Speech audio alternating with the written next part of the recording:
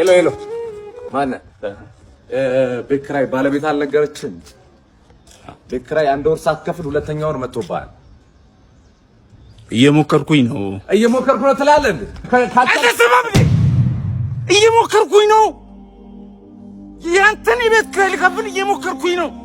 የልጆች ትምህርት ቤት ልከፍል እየሞከርኩኝ ነው። የሚበሉት አጥተው እየሞከርኩኝ ባለቤት ለማውጣት ሰው አይደለ እንዴ? ይኸው ተመልከት። ይሄ የልጆች ጌም የሚጫወቱበት ልሸጥ እየሞከርኩኝ ነው። አስብ እንጂ ሁሉም ሰው እየሞከረ ነው። በዚህ ሰዓት እጁን አጣጥፎ የተቀመጠ ሰው አለ እንዴ? ታገሰኝ በቃ እየሞከርኩኝ ነው።